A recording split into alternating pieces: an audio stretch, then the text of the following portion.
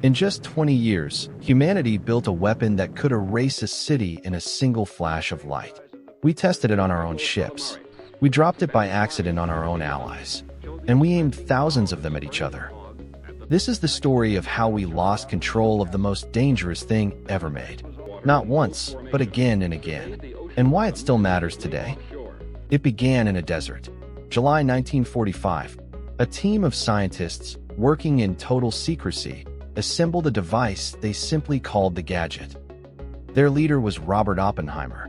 They were trying to end a world war, building a weapon so terrible they believed it would make war itself impossible. But this power was lethal even to its makers. Two of the men in this footage would be killed within a year by the very core they were handling with their bare hands. From the very first day, it was clear. This was something we did not fully control. On July 16th, they raised it up a steel tower and set it off. The blast was brighter than the sun. Oppenheimer remembered an ancient line, "Now I am become death, the destroyer of worlds." 3 weeks later, a bomb like it killed over 100,000 people at Hiroshima. The war ended, but the door had opened, and it would never close again. 1 year later, the military wanted to know what this new weapon could do to a navy. So they planned the most public nuclear experiment in history at a remote ring of islands called Bikini. But people lived on Bikini. They were asked to leave their home for the good of mankind and were moved to another island. They were told it would be temporary. It was not. Most would never live there again. In the empty lagoon, they anchored more than 90 warships. On the decks they chained jeeps, tanks, and live animals, placed there to stand in for human sailors. 500 cameras were aimed at the fleet. On the morning of July 1st, a B-29 dropped an atomic bomb over the ships. In the following view, the blast will be seen as was photographed in slow motion.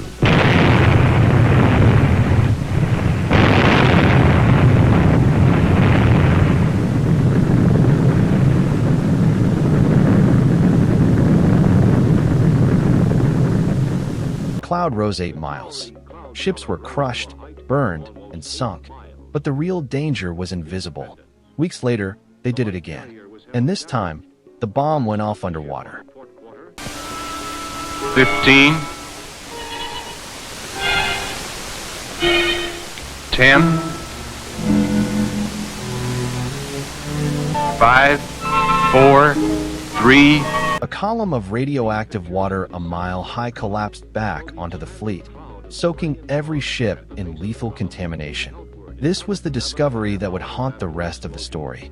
The bomb did not just destroy, it poisoned, and the poison could not be washed away. Days later, ships were still sinking on their own. A captured battleship simply rolled over and vanished beneath the lagoon. The Navy tried to scrub the contamination off the survivors. They could not. The radiation had soaked into the steel itself. We must be fully prepared to protect our national security promptly and effectively in the event that we are attacked. We must defend ourselves against this new and elemental force, or be... For 8 years, the bombs only grew. By 1954, America had built something new. A hydrogen bomb, measured not in thousands of tons of TNT, but in millions. On March 1st, at Bikini, they detonated the largest bomb the United States had ever built. They codenamed it Bravo. This photograph was taken from an airplane at 50 miles. The width of the fireball at this time, about 3 seconds after detonation, was 4 miles. The frame size of the picture is 6 by 8 miles.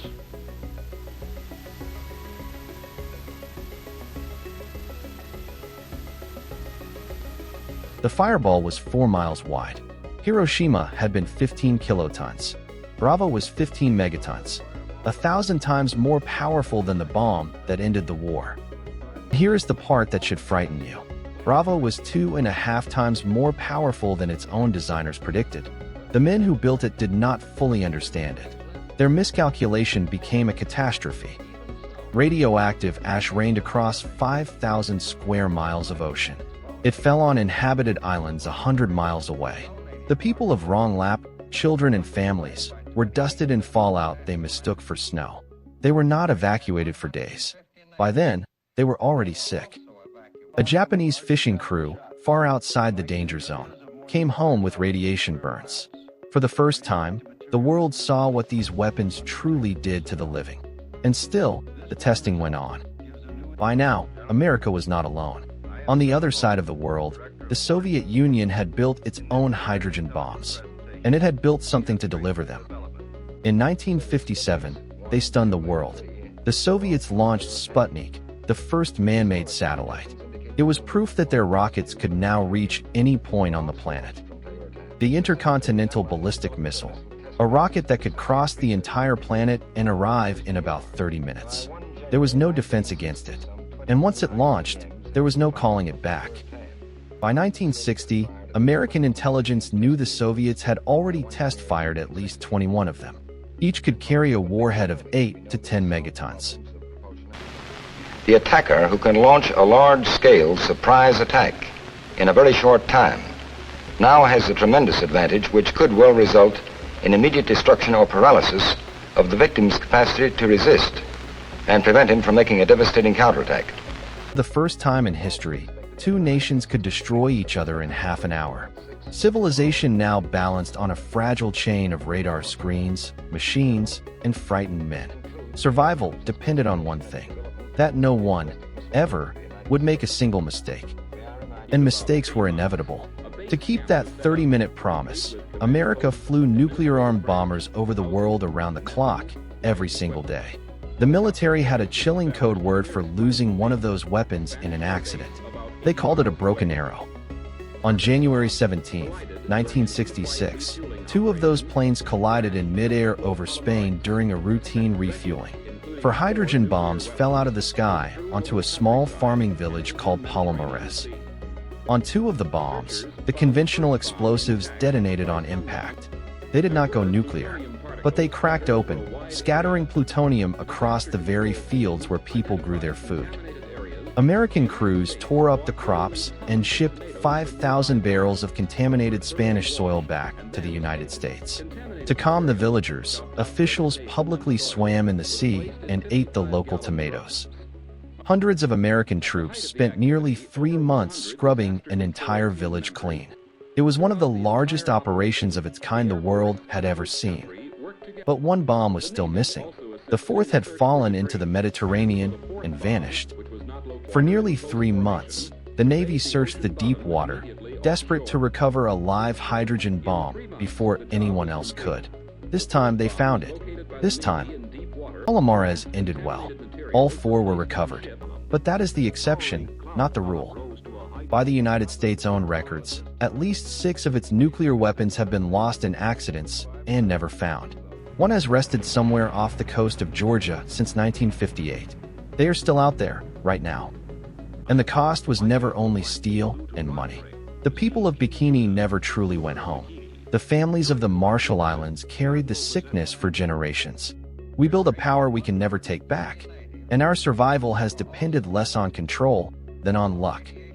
Thousands of these weapons still stand ready today, waiting on the same fragile promise: that no one will ever make a mistake. So here is the question worth sitting with. How many lost bombs are still out there? How long can luck hold?